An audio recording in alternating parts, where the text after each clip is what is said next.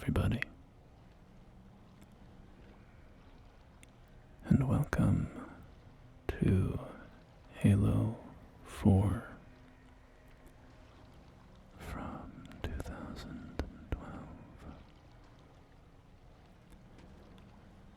Today we are going to be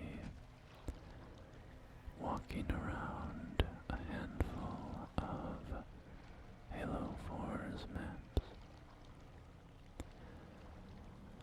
appreciating their environments and design. So I hope that you will join me as we take a relaxing trip through these environments.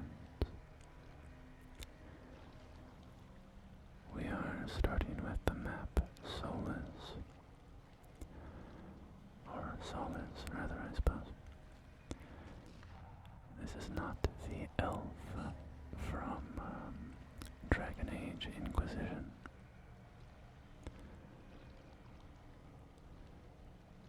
So Solace is, as you can see, set around a pretty impressive set piece.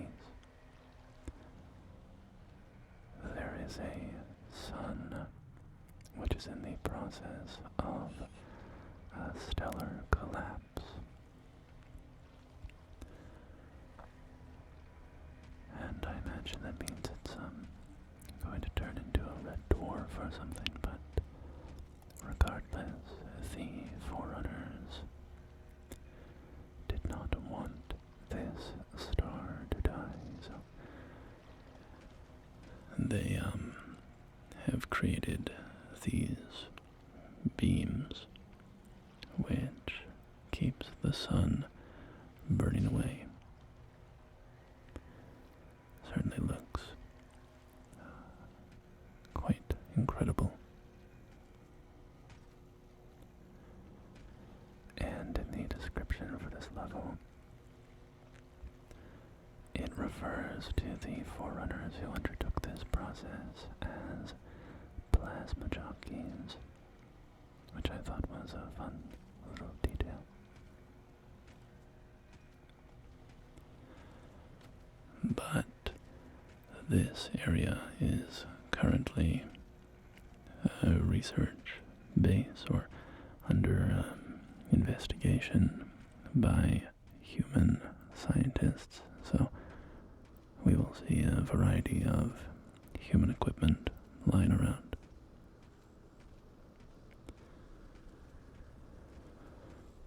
So Halo 4 is of course the return of the mainline Halo franchise after the long gap left in the aftermath of Halo Reach.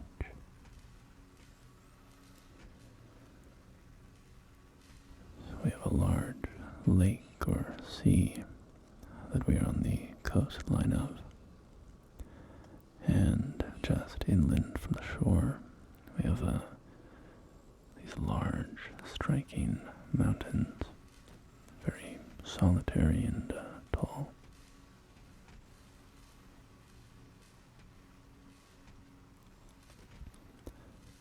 And Halo 4 is the beginning of 343's work on the Halo series. Bungie was the original developer of Halo. And then Bungie moved on to create Destiny. And Microsoft, which owned Halo, created 343 Studios to continue development on Halo games. We can see some of the human equipment here under the banner of the UNSC, of course. The United Nations Space Command.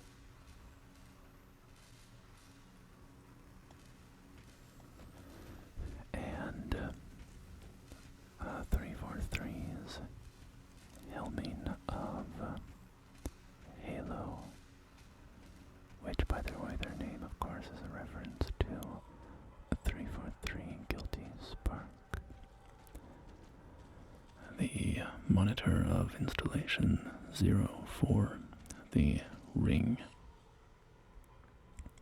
or the titular halo. We have some Promethean grenades here. Interesting looking cube, spiky, boxy things.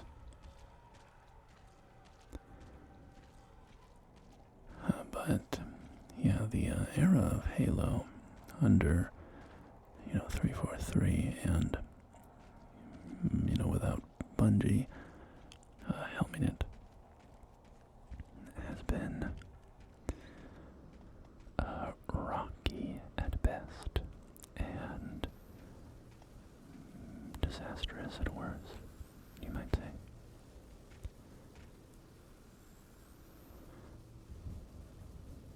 My personal opinion on the 343 games is that they got worse with each installment. Halo 4 came out and it was alright. I didn't love it as much as I loved the previous Halo games. I like this little area over here, this kind of slot in the rock with this little waterfall trickling down into this sort of pool area below, which then runs off and forms a little stream, which I imagine then eventually meets up with the sea or lake that we are on.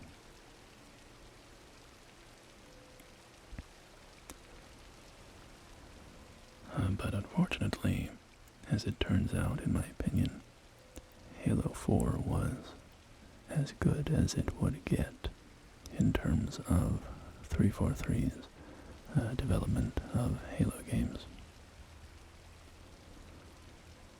Halo 5 Guardians came next, which was quite a mess.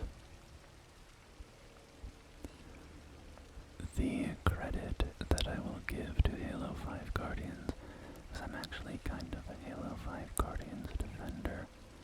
Might have spoken about this in one of my Halo videos, but I tend to like Halo 5 more than I think most people. But really what I like about Halo 5 is its boldness and its ideas. But I think in execution it falls very flat, so I kind of respect what it was going for in some ways, but I found in practice it was pretty disastrously executed.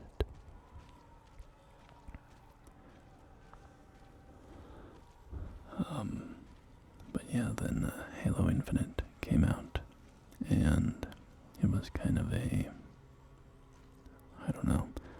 return to the roots in some ways, story-wise. They were like, let's scrap everything that happened in Halo 5. Pretend that that all didn't happen, just undo it off-screen.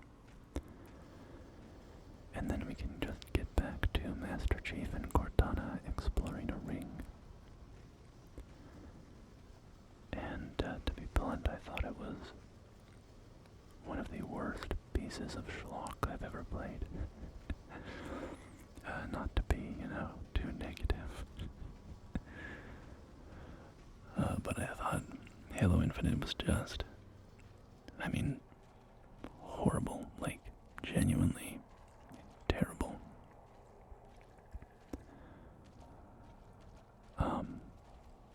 But who knows, maybe we can talk about that another day. Maybe I can do a exploring Halo Infinite video, because for all the flaws of the game, it does have a pretty cool open world where you can explore Zeta Halo, I think is what it's called. And it's got lots of cool environment.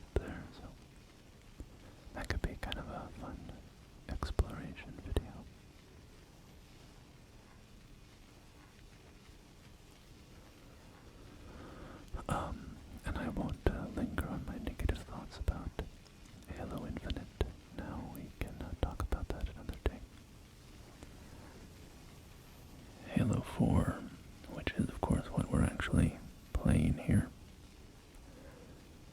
I think in retrospect was kind of solid.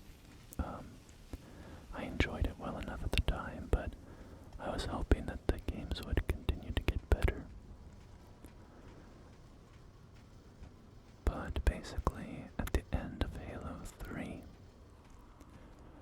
Master Chief and Cortana are lost in space on the derelict half of the Forward Unto Dawn. The Arbiter, of course, made it back to Earth on the other half of the Forward Unto Dawn. Got some interesting trees here. They look like trees you'd see on the Serengeti.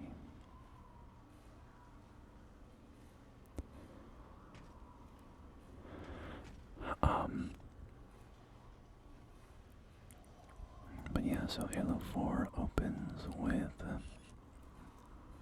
Cortana waking the Chief up. They have drifted to a Forerunner world, and their ship is boarded by the Covenant, by a splinter faction of the Covenant called, actually I think they're maybe just called the Covenant still, but they're led by Jewel Mdama, who is a Sangheili warrior, an elite. And the Covenant has gone through a civil war after Halo 3, which makes sense. Thelvadam, the Arbiter, and his faction of, heretics, turned against the Covenant and the Prophets.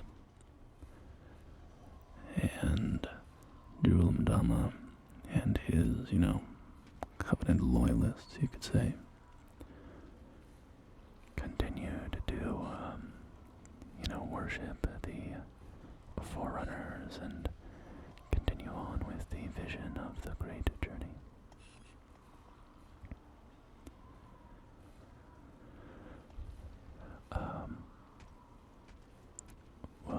And then in Halo 4, they actually revive a Forerunner, and then he, becomes their god, because they worship the Forerunners. So, yeah, you end up in this shield world of Requiem. In Halo 4, you're pulled in, and then eventually the UNSC Infinity shows up,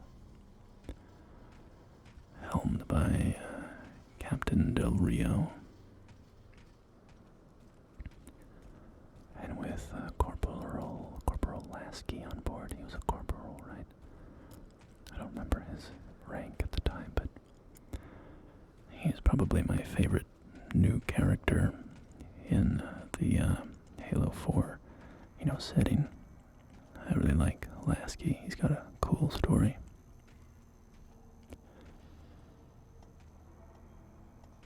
UNSC fuel canisters here.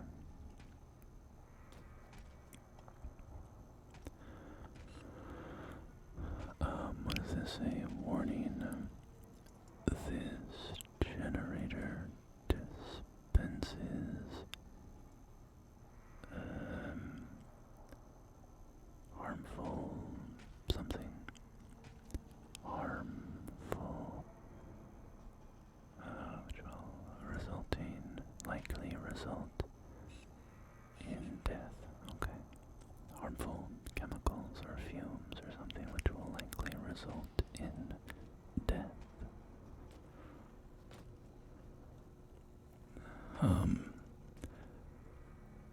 But yeah, so this ship, the Infinity, shows up and gets pulled into Requiem by the gravity well. And meanwhile,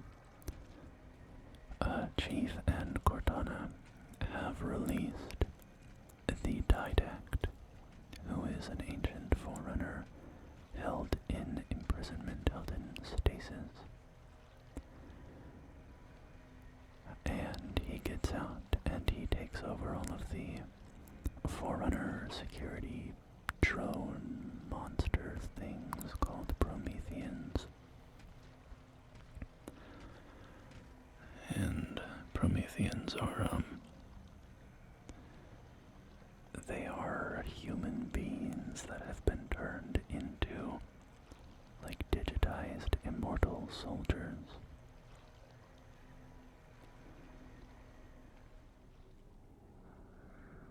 So, we have, this map here, which, embarrassingly, I cannot remember the name of. Ragnarok, I think, right? This is Ragnarok because it's a remake of Valhalla from Halo 3.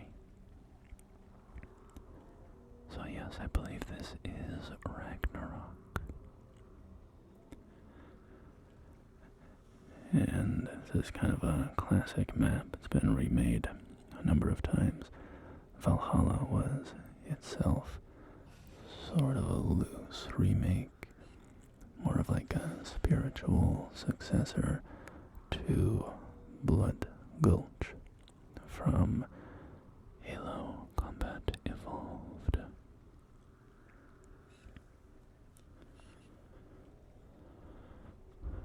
So yeah, there's a whole lot of lore about the Forerunners introduced in Halo 4.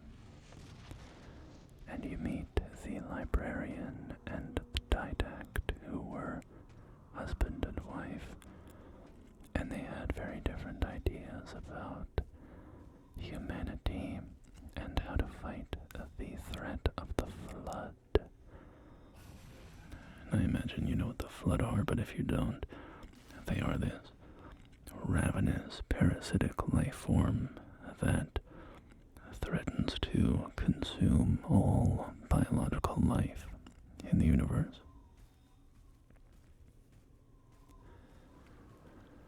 So the Forerunners were trying to figure out how to defeat the Flood.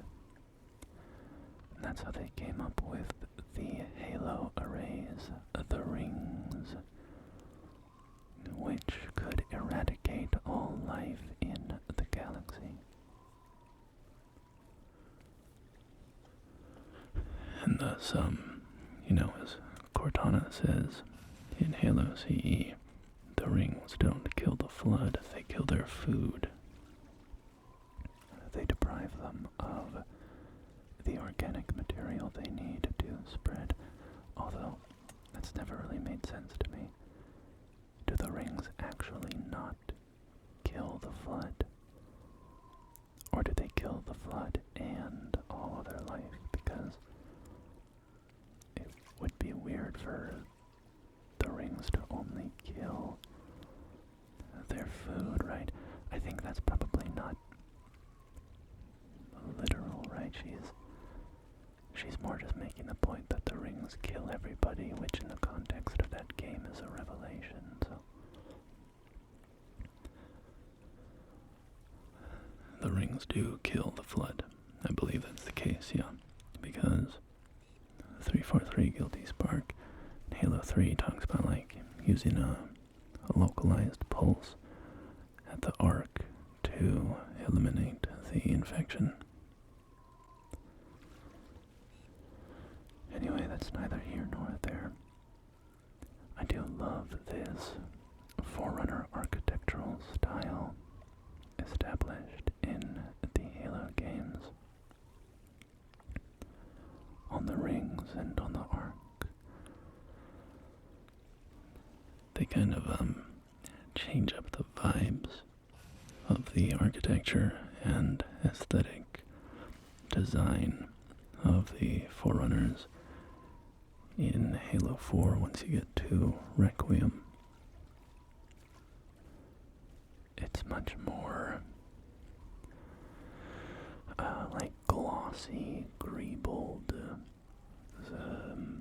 sort of, I don't want to say supernatural, but it's almost like magical sci-fi rather than the brutalist, minimalist design of the Forerunner structures that appear in Halo 1, 2, and 3.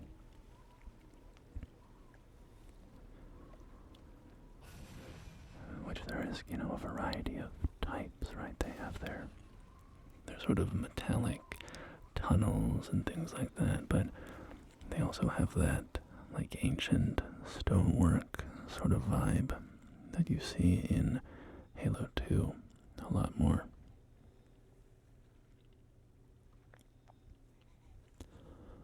We have a ghost here, an iconic vehicle of the Halo franchise. A little like Covenant motorcycle sort of thing. And this is a new vehicle for Halo 4. The Mantis, which has a machine gun and missiles that it can fire.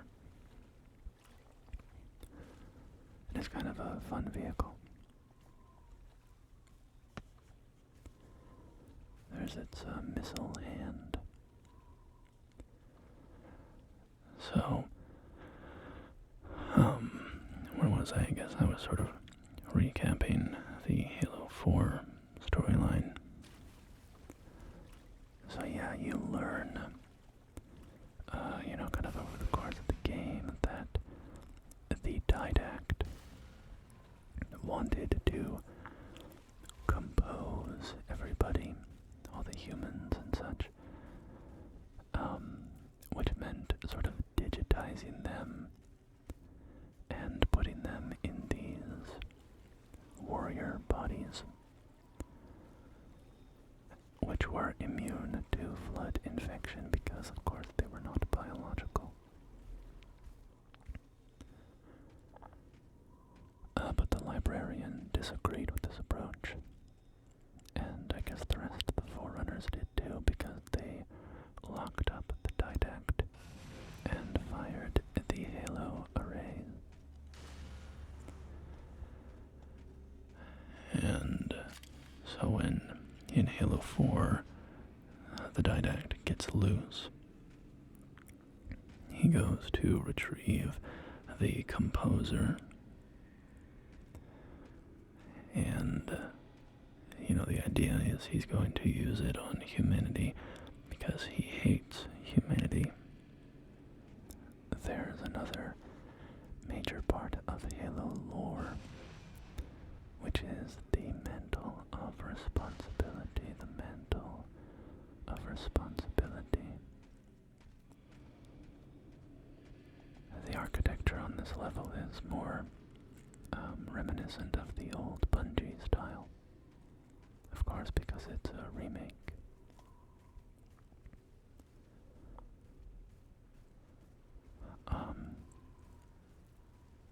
But yeah, the librarian, meanwhile, accelerates Master Chief's evolution.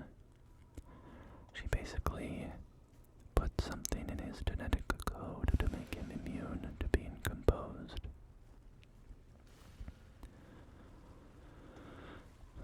So, Master Chief and Cortana chase down the Didact as he has left Requiem to go collect the Composer. And the two of them fail to stop the Didact. He gets the Composer. He composes all of the people on the station, on the research station, where the chief is at that time. And then the Didact flies off to Earth to go start composing Earth. And there's a side plot this whole time about Cortana losing her mind. In the world of Halo, AI, artificial intelligences like Cortana have a 7-year lifespan before they are supposed to be destroyed. Because after that point, they are likely to develop rampancy, which is basically AI insanity. So, they can become dangerous, unpredictable, irrational, and this begins to happen to Cortana in Halo 4. And so they make a plan, well, Master Chief makes a plan to, take her back to Dr. Catherine Halsey on Earth, who created Cortana. He believes that these are nice little white flowers here. Makes me think of the Sound of Music. Edelweiss.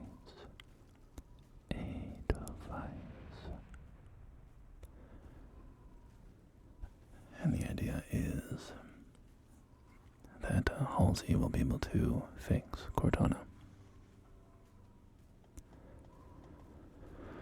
And meanwhile, the UNSC, represented by Captain Del Rio, who is sort of a minor antagonist, deuteragonist. No, that's the secondary protagonist, right? Can we just say deuterantagonist? So Captain Del Rio wants to destroy Cortana, but Master Chief refuses, and the two of them go after the Didact.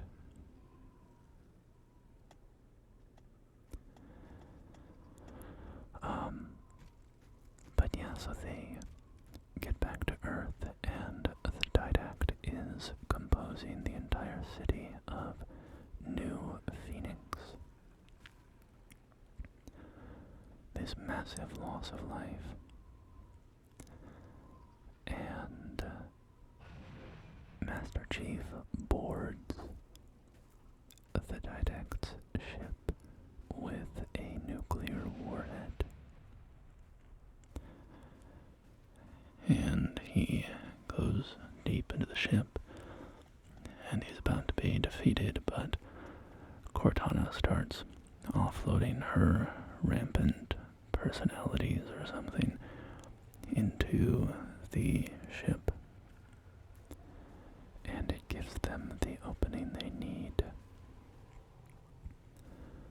So they throw the Didact into the heart of the ship. They activate the nuclear warhead, and then kaboom, Master Chief has sacrificed himself for the Earth. But he hasn't really, because Cortana has shielded him in a bubble. I guess like a hard light bubble would be my assumption. Though I don't know the specifics of how it was done.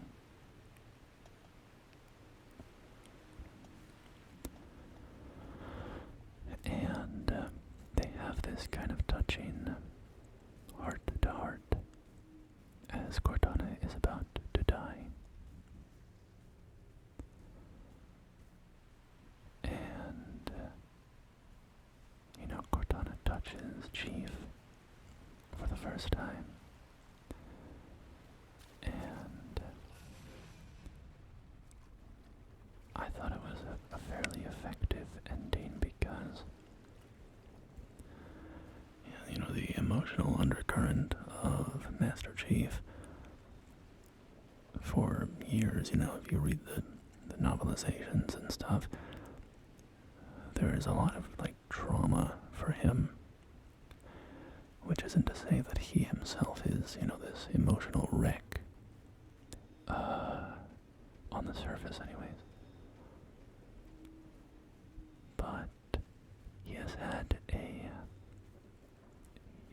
was turned into a weapon from childhood. And he has been a soldier his whole life. And Cortana ended up being kind of his only, or, maybe not his only. Chief had other friends, but Cortana was kind of different. She wasn't explicitly a soldier in the way that a Chief's friends, like, Kelly were. And Cortana, lived in his head. So anyway, they had this relationship that built up as they, worked together. And Cortana dies, and, it gets to Chief. And he tries not to show it, but then at the end of the game, there's a great little conversation between Chief and Lasky. And I don't remember the exact exchange that happens, but it's something like Lasky says, how are you holding up? And Chief says, we're soldiers, it's our duty to sacrifice ourselves for humanity. And Lasky says something like, you're not just a soldier, you're a human too. And even though I don't think Halo 4 was sort of a perfect game, that emotional core of it, I think, worked on me pretty well. I thought it was a nice exploration of the Chief-Cortana relationship, and, it didn't make Chief something other than he was. Of course, Chief is not going to be a blubbering, crying, emotional mess, but it found a way, in my opinion, to show some of Master Chief's interiority and his emotional life in a way that felt truthful.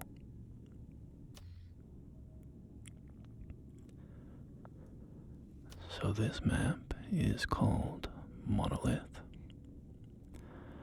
and its description reads, "Forgotten in the tide of an asteroid field, the Forerunners built this monument to remember their fallen warriors."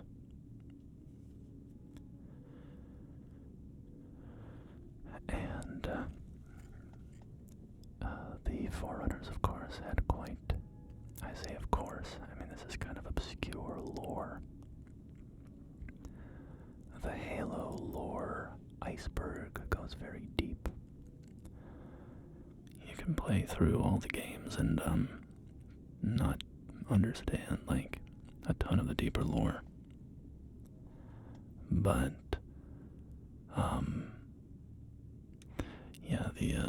the Forerunner people had a huge war with humanity in ancient times. Humanity used to be this very advanced spacefaring race. And then, I forget the exact details, I don't know this lore super well, all of the ancient Halo lore, but I think humanity discovered the flood, and then they were running away from the flood, and then they were attacking Forerunner planets, because the flood had gotten on them, and humanity was trying to, save the galaxy from the flood.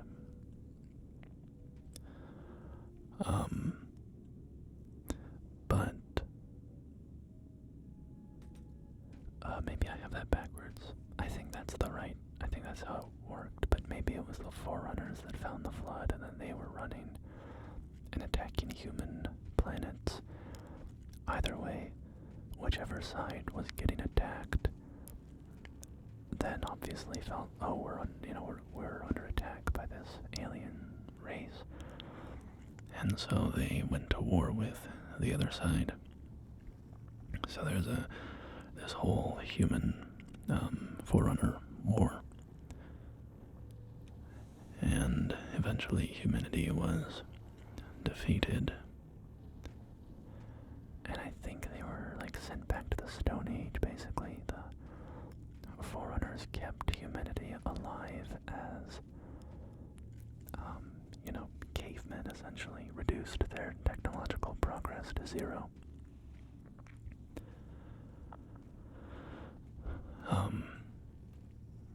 But the Forerunners also had like collected all of the races, sort of stored them, cataloged them, because the idea was the Forerunner solution to defeating the Flood that they eventually landed on was destroy all life in the galaxy.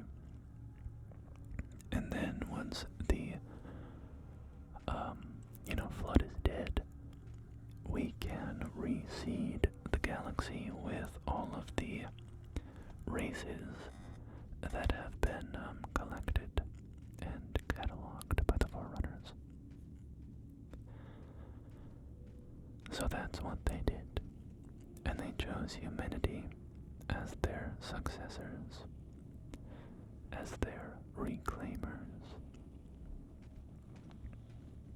to take on the mantle of responsibility and protect the galaxy. Now, of course, the Forerunners, in their arrogance, stupidity, perhaps good planning, however you want to put it, they kept samples of the Flood alive for research purposes.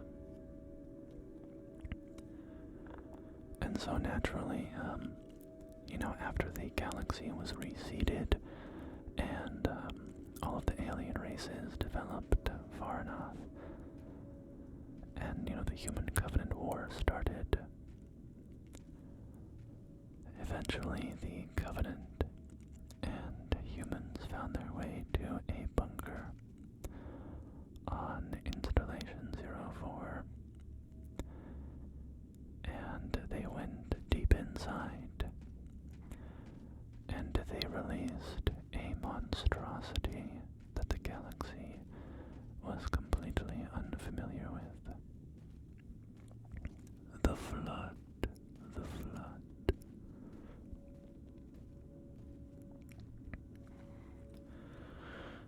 So, you might be able to cast some blame at the feet of the Forerunners for leaving samples of the galaxy-consuming flesh parasite in stasis for unwitting future species to find and release, not understanding the gravity of the situation. Though I'm sure their plan was for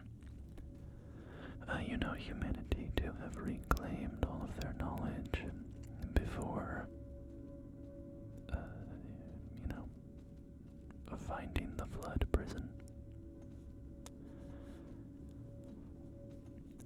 So, call it stupidity, forethought, whatever you want, but it did not go well.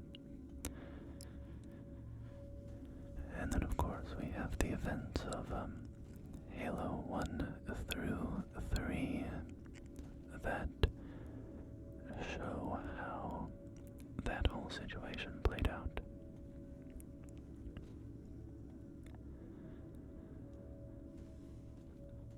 So here on Monolith, we have like a blue side and a red side. We have some snow covering the rocky surfaces on this asteroid.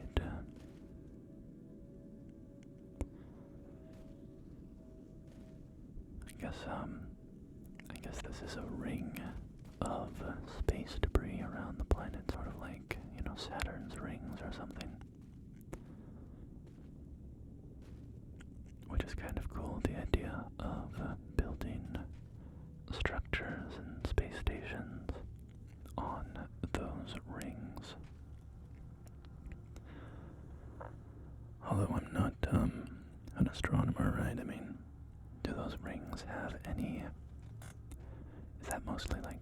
dust, or is there stuff of actual substantial size in those rings?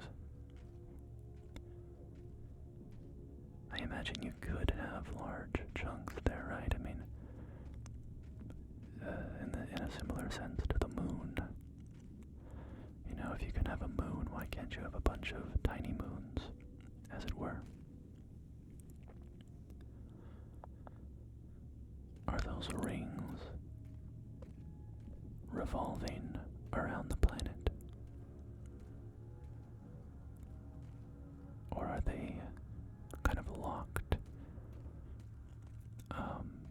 in position around, Saturn? I don't know. It's kind of a cool shot, the planet off in the distance. Whatever that little light show is in the center there, you can kind of see what I mean about the design changes. The more 343 vision on Forerunner architecture is very visible here. It's very kind of bright. Neon isn't the right word, but very these bright holographic lights and such.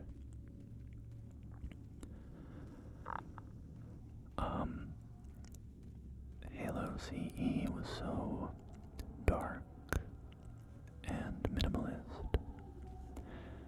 There were designs there, but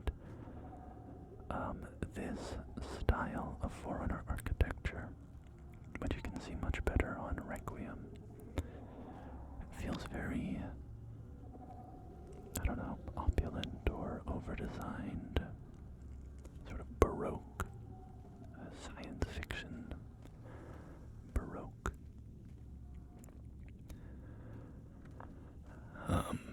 Which isn't like, I'm not saying it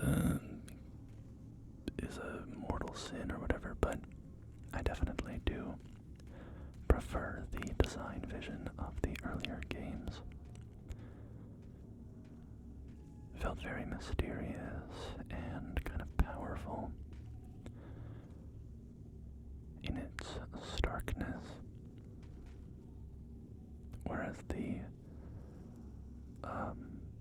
more modern Forerunner aesthetic feels kind of showy.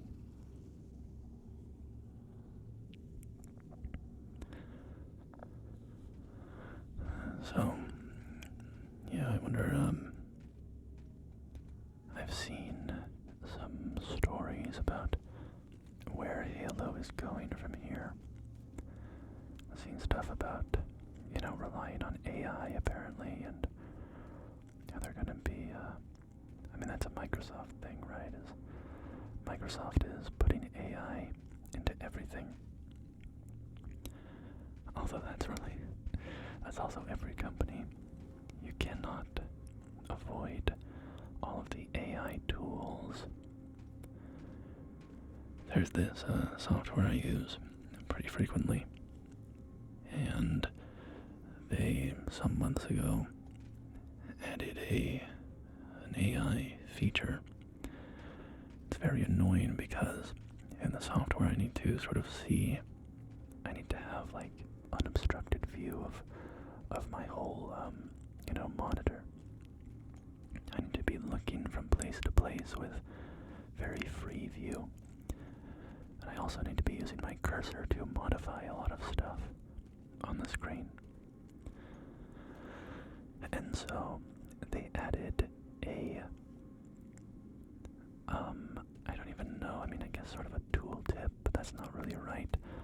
Whenever I linger my cursor over an element, it now, or not an element specifically, but when I just leave my cursor in place, it now pops up a box, sort of a tooltip box. And the box is like, use our AI feature, use our AI tool here. And, it's just annoying because that box often covers up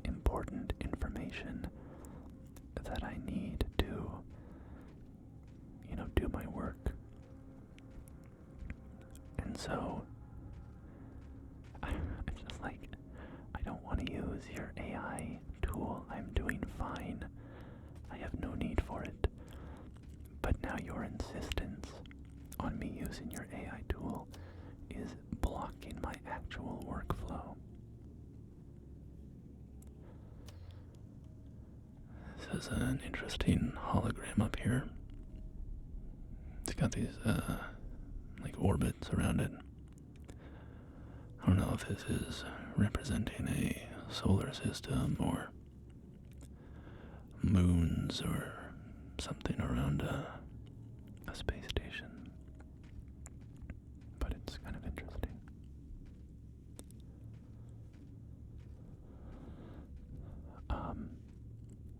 But yeah, anyway, you know, the story of 2025 was AI, AI, AI, and I think that's going to be the story of 2026 as well, and probably will just continue,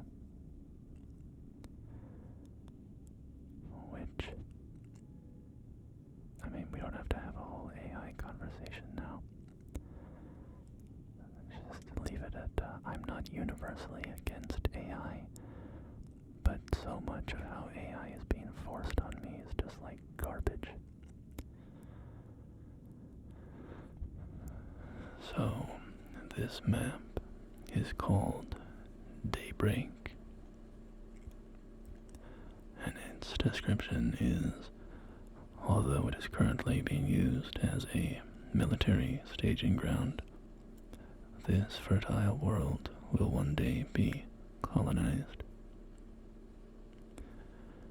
And off in the distance here we can see a UNSC Strident-class heavy frigate hovering just a short distance above the surface,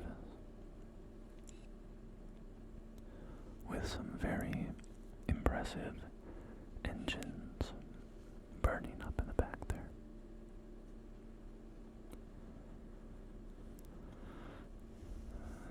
So, here we have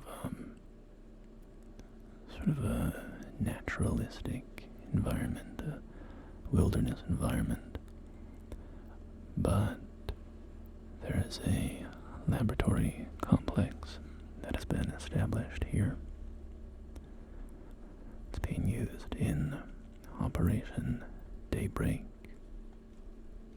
which is a sort of a mysterious project run by ONI, the Office of Naval Intelligence, which is a very shadowy, you know, imagine like the CIA type vibes. It's a very shadowy organization in the Halo lore. They're often doing kind of sketchy things, maybe morally questionable things, and also, you know, trying to stay on the forefront of, you know, advancement and information. And this planet, by the way, is called Oban. Oban.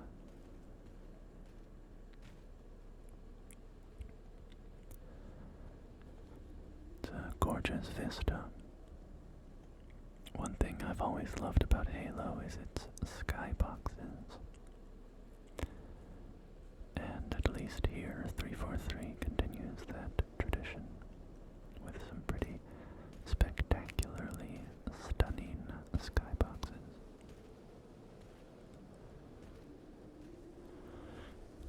Here we have a pretty interesting tree, kind of twisting up into the air, reminiscent of I don't know, maybe a baobab tree or something.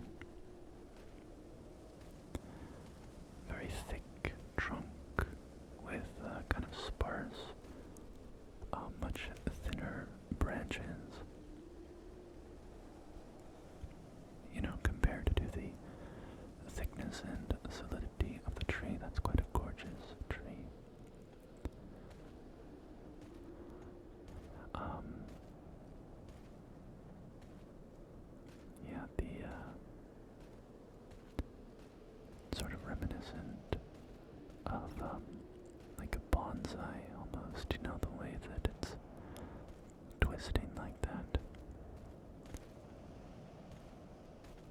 bonsai trees are really cool.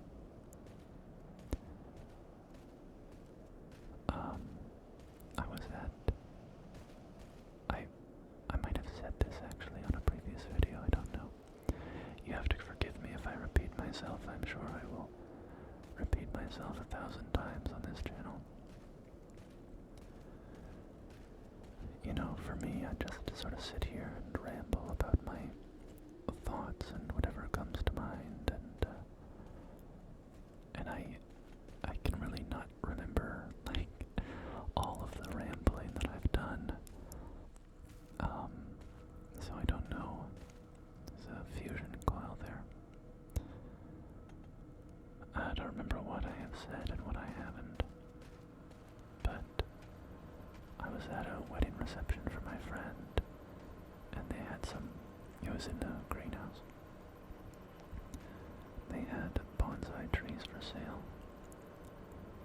System status, 100% capacity, current conditions, stable origin, unknown, energy payload, unknown. Not sure if these are readings from the frigate outside or from something else.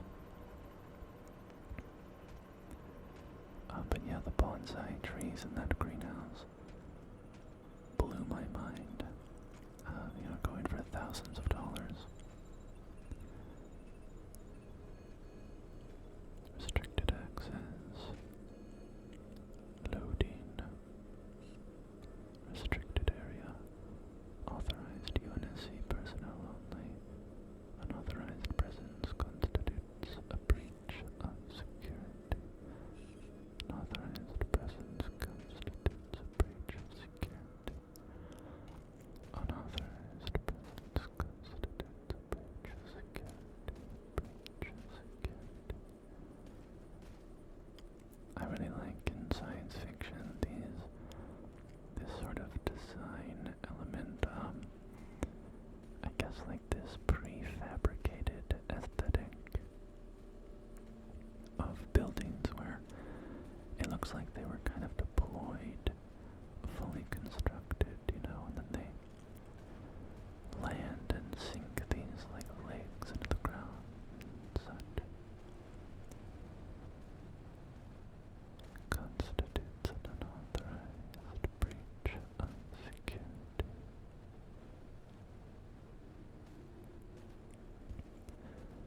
Speaking of bonsai trees, this is quite the look for this tree here.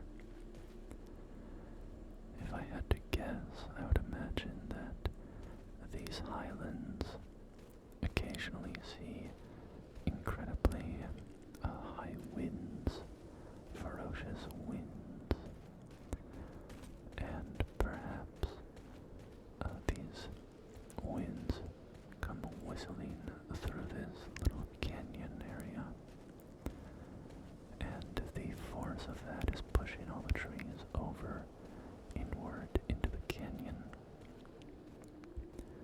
and that's why they've all grown inward in that way.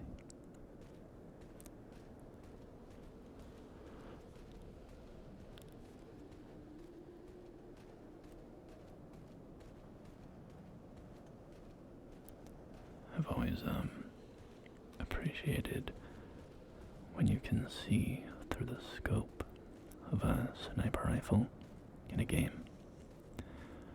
When it's, just in your hands like this. Of course, that's a classic Halo thing. You can see through the sniper rifle scope.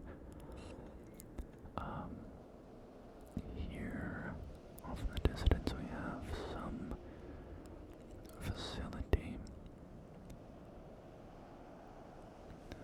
The description of this map mentioned that it's being used as a military staging ground, so I would imagine that the nature of this facility is a military one. We have some steam emerging from the vents there. Perhaps a large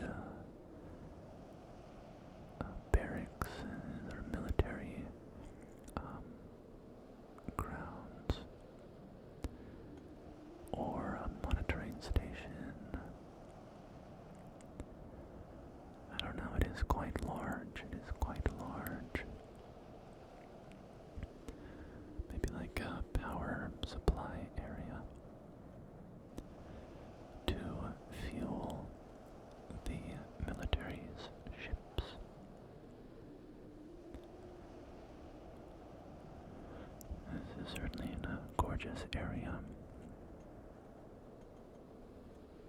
And the frigate sitting low and proud over the mountains there. I love the sequence in Halo 3 when the Forward Unto Dawn, I think it is, right? Yeah, the Forward Unto Dawn comes in for a landing on the Ark. They give it such a momentous feeling of power as you see the ship come hurtling down towards the surface, and all of the vehicles and everything start blowing into the air. The force generated by the ship approaching is so massive that it's hurling like ghosts and wraiths and stuff, just blasting them through the air. And of course they've got that great music playing, and it's just a phenomenal little moment. I mean, it's such a small thing from a certain perspective. If you look at it on the page, right, it's just, this is the part of the mission where we want to give the player a tank and let them have some fun in a tank. So let's have the Forward Unto Dawn, drop some tanks. But then when they actually create it, it is so impressive and striking that all these years later it's still kind of a moment in my mind.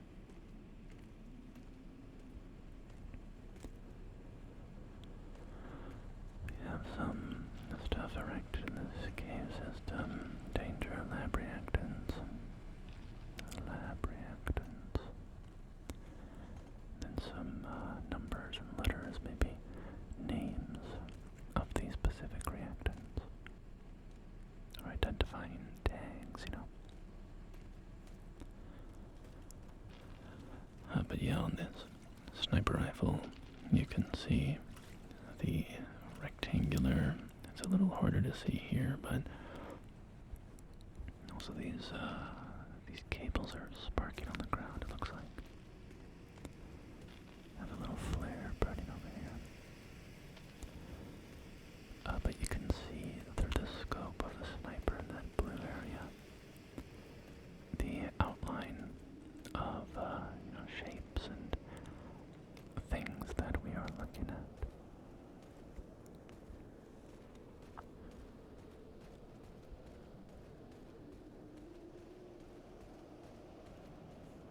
Come over to the cliffside here. Love this highland terrain around here. This looks like it would be a gorgeous place to hike through. We have another lab section over here. To UNSC.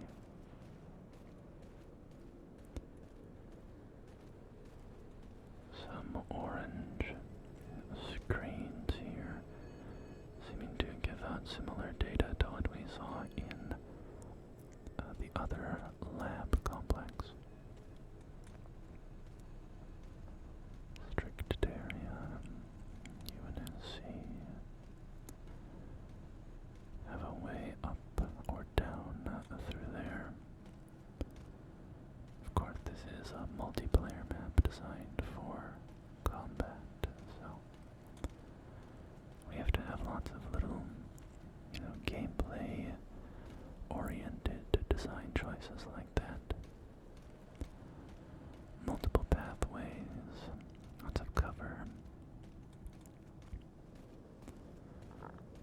Ability limited paths. I imagine you can only get up through that hole in the roof if you have a jetpack.